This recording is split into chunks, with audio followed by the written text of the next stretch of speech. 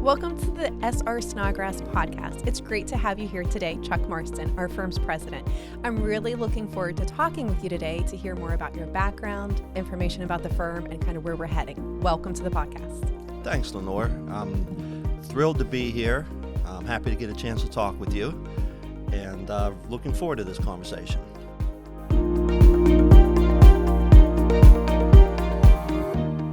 So let's get started. Really curious to hear about your background. How long have you been here? How did you get started? What has your career looked like here? Sure. I, like most people, or like a lot of people, coming out of school, I went to work for a smaller firm, a very local firm. Did a little bit of everything, as everyone does in that type of firm. Audit, tax, anything a client needed. Did that for about 6 years. Got my CPA during that time, and realized that it was really the tax area that I gravitated towards. I enjoyed that much more than the other areas. So I began to want to find somewhere where I could specialize in that and really guide my career in the tax area. Also wanted to find a little bit larger of a firm to have the chance to work with some different clients, some bigger clients. It just so happened I saw an ad for a firm I really didn't know a whole lot about, SR Snodgrass, but the key to me was they were looking for somebody to specialize in tax. So jumped at the chance, met with some people here, really liked what I heard, and that was the move I made. So had my CPA, came to work here at Snodgrass. At the time, the firm was really starting to make a move, really starting to grow. And part of that was growing the tax department. So spent the first couple years really working with the director of tax at the time, Rich Pasella, working with him to grow the tax department and help to grow the firm.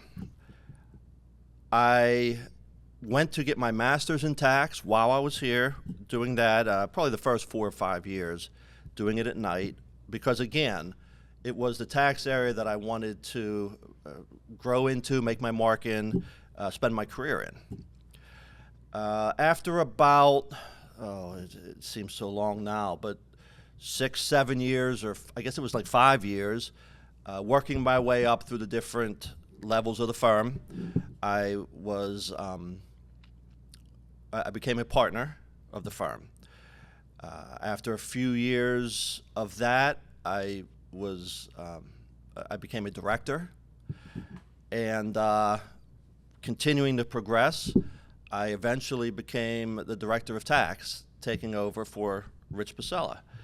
At that point, we had a pretty robust tax department going, and after several years in that role, it became time for the leadership of the firm to kind of make a transition.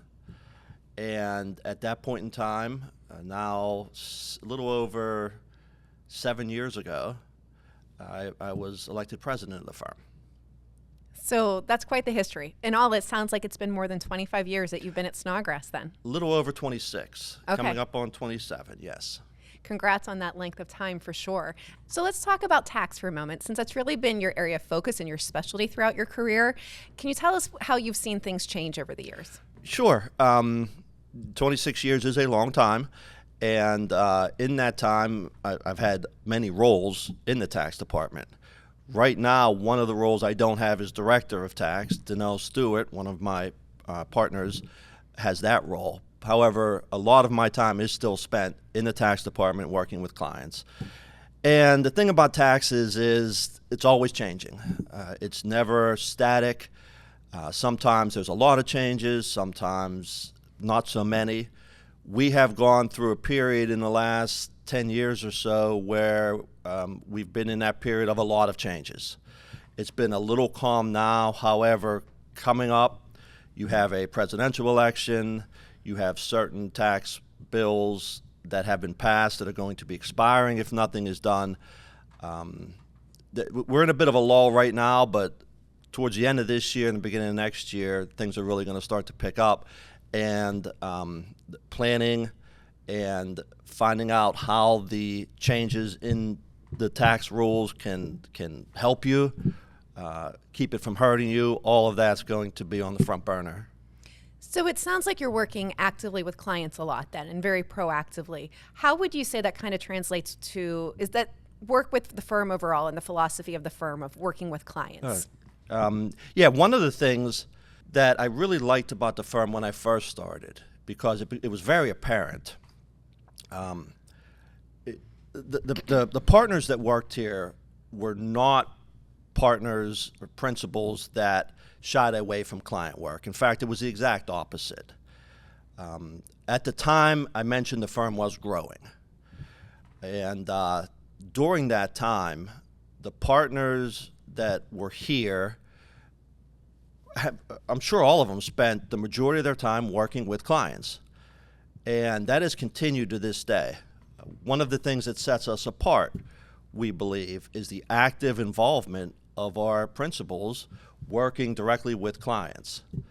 That hasn't changed since I've taken on the role of president. In fact, that's probably one of the things that sets us apart the most. This is not an environment, it is not a culture where the partners are waiting for work to be done. We're actively involved with the work that is occurring, and to this day, I still have tremendous relationships with the clients I work with. It sounds like that's something that really sets us apart from other public accounting firms. Yeah, I mean, it's tough when you say set us apart. Every accounting firm is going to tell you, that their culture is the best or one of the best. But I do think it's here at Snodgrass, and again, this is something that was apparent when I started. It's one of the things that has kept me here as long as I've been here, and it's one of the things that is always top of my list to try to continue to have this firm be. We really have that, I don't want to say small firm mentality because that kind of downplays it, but we have a mentality that our role, like any firm will tell you, is to serve the clients. We understand that the clients are why we're here. And I've watched as the leaders of this firm have gone above and beyond to do whatever is necessary to serve the client. Again, growing up in this firm, the early years I spent here, the leaders that were here, I've seen many examples of, didn't matter what your title was, what department you were in, when a client needed something, everybody got together and figured out, how do we make this happen? And I'd like to think, and I think it shows that is continued here. That's one of the things that, I don't know if it sets us apart, but it's one of the things we value very much. Another thing that, again, was very clear when I came here was the way the firm treats its employees, all of us that work here. And again, every firm is going to tell you they value their employees, that their culture is valuing the employees. And I'm sure that's true everywhere to some extent. What was really apparent here was that direct connection there is between serving the client and valuing the employees. They're not two separate things on your list of values. They're really the same. And it was clear when I came here that the way you serve your clients best is by valuing your employees. It's not, they're not separate. There's no quick fixes, is what it sounds like what you're saying. Right. And no decision is a short-term decision. Everything we do has long-term impact. Your employees are not an expense on your income statement. They're an asset on your balance sheet. And not only to the firm, but they're an asset to the client. And we do everything we can here at the firm, and always have, to keep those assets here to benefit the client. Obviously, over 26 years, I've seen a lot of changes, and a lot has changed in the area of talent and attracting that talent. And we do our best to stay not current, but to try to be a little ahead of the curve in how we value our employees and what we're able to offer them. Because again, the mindset here is not that those employees are something we have to, is something that costs us. The employees benefit us, and most importantly, benefit the clients. So I think that's one of the things that I've tried very hard to keep going here, because it was a strength of the firm when I came, and it kept me here. It's one of the things that kept me here so long, and I'm hoping that we can continue it. I can attest to that as well, too, and have had a lot of similar thoughts with that, and reasons why I've been here as well for the length of time. Let's talk a little bit about, like, how do we do that? You know, I'm kind of curious to hear your viewpoint on how we do treat our employees. You know, what are your thoughts? The technology is part of that. Giving them the technology, you know, having them have what they're used to the last, I mean, it's not even college years, through high school years, giving them the resources to have is extremely important. And then the other thing I think that sometimes gets overlooked by service firms especially is giving them the opportunity to learn, to grow, not just a career path. I think we have examples here of, I mean, I've been here 26 years. The director of our external audit department was an intern here. We have principals here that have been here from the day they stepped out of school. There is no question of the career path that's available, but also giving them the ability to learn. They don't want to sit in a dark room and check things off. There may be some part of their job that has that as part of it, but they want to learn. And it's not just about, here's how I make it to this level and this level and this level. Certainly they want to see that, but it's more so because they're smart enough to realize, wait, if this is all I do and this is all I see myself doing, I'm not going to learn. I'm not going to progress. And you need to be able to give that to them. And we try extremely hard here. Are we successful all of the time, 1,000%? Probably not. But it is extremely important to us, and we strive every day to give the people we have here now, the people we are trying to attract here, to give them that ability to learn. So what I'm hearing you say is that by investing in our employees, it leads to those long-lasting client relationships. And we invest in the employees by being adaptable to whatever they kind of need at the time, as well as investing in technology and investing in their development and giving them those learning opportunities too. Yeah, exactly. Again, when COVID came and created this brand new world, it really wasn't when it came to technology. We had everything here in place to do what needed done. We were using it to some extent to be able to provide that ability to be flexible beforehand. All COVID did was make it necessary to widen that. But we have always invested in the technology so that if you had, I'll call it what it is, an asset, that in order to remain an asset to both the firm and to the clients of the firm needed some form of flexibility, we were able to provide that. And it's the same thing with the working remote phase we're in right now. This firm has always worked remote, maybe not every day, but we've always had the ability to work remote. So we feel very well positioned to live in this new world, as they call it, which really for us is just the same world we've always tried to have. And knowing that we're going to have to change going forward as well. And I think that's key with, and you know, being aware of the fact that there's less people going into accounting, there's less accounting majors and things like that, to have that kind of plan to always, and to show that we've always been adaptable in order to not only retain our current employees, but look for those next ones coming in too. Yes, we do not compete for clients only. We compete, as you well know, for talent. And in order to compete for talent, you need to be able to sit in front of a prospective employee and explain to them what we can offer. It is a constant battle to bring in the best talent possible. We have changed in many ways over the years, but the goal has always been the same. Get these people to want to come here and be part of this firm, this culture. And going forward, it's not going to get any easier.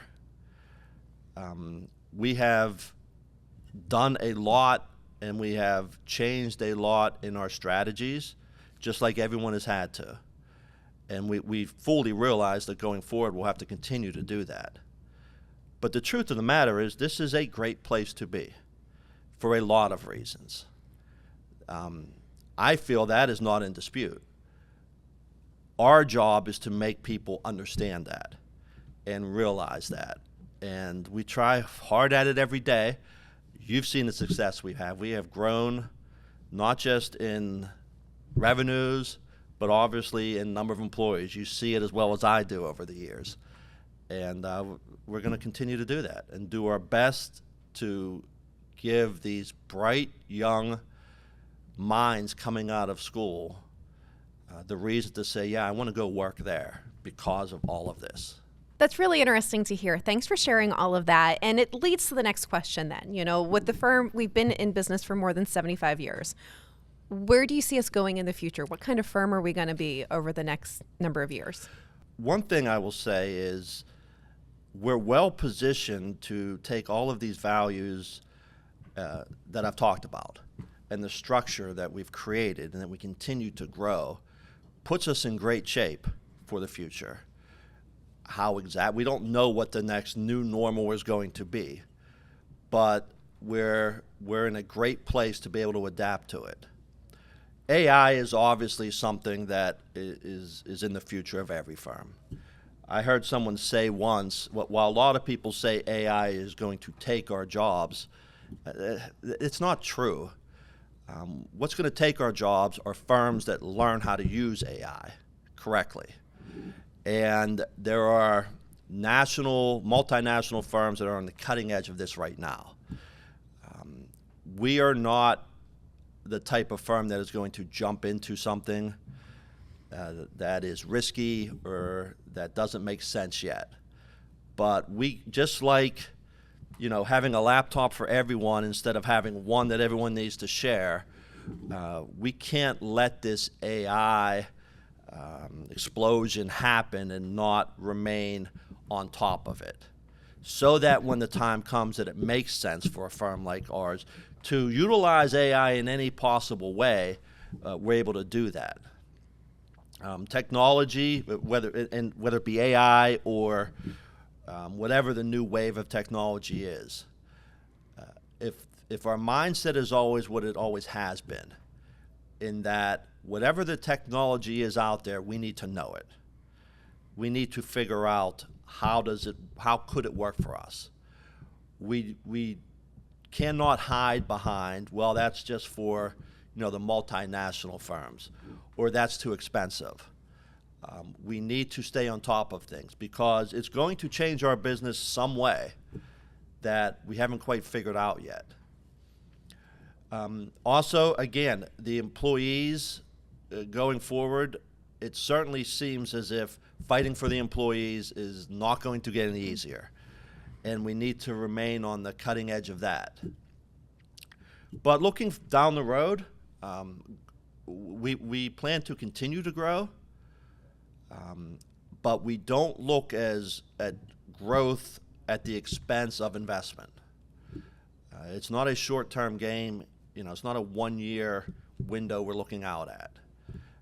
There's going to be times investment will be needed, and we've never shied away from that, and it's never scared us. So I look for that to continue. As you are well aware, we are expanding where it makes sense. We in the last couple years or so have gone from being located in one state to three. At the end of the year here, we will be moving our Eastern PA, our Philadelphia office, to a brand new location we're very excited about. Which ties into what our culture here is. We want people to want to be here, obviously. We're always looking at expanding when it comes to clients. We're always looking to growing. If opportunities exist to go into other markets, to go into other states, we're always open to that. But we're open to growing in a way that makes sense to the firm long term. And it is one of the things that really, to try to kind of wrap everything up we've talked about here, this firm has never been one to chase a certain growth target at the expense of the firm. And the people that were here before me, that were here when I got here, that are here now, and that, if I have anything to say about it, will be here after I'm not here, see this not as a group of people, but as a firm. And that's that mindset of working together, of doing whatever is necessary, is because you're doing it for the firm. You know, it's funny, we're technically a corporation, so we're not a partnership like many firms in our business, but the people here act more like partners than anywhere I've ever seen, true partners. And that's going to continue. And that'll be what drives our success, because we don't look at anything in a one-year period. We say, how does this impact the firm as a whole? And the changes coming up in the next 5-10 years, anyone who says they know what it is lying. We don't know what the changes are. All we can do is continue to position ourselves so that when those changes happen, we are able to adapt, to even take advantage of them. And I think that's one of the things we do best here. And like I said, if it's up to me at all, if I have anything to say about it, we will continue to do that. So it sounds like what I hear, overall is being adaptable, being proactive, and investing within our employees within the firm overall. And it's been really insightful talking with you today. Thank you so much for being here and for taking the time to share your thoughts. No, thank you. I really appreciate it. I think you do a great job here, and I'm happy to be part of it. Thanks so much.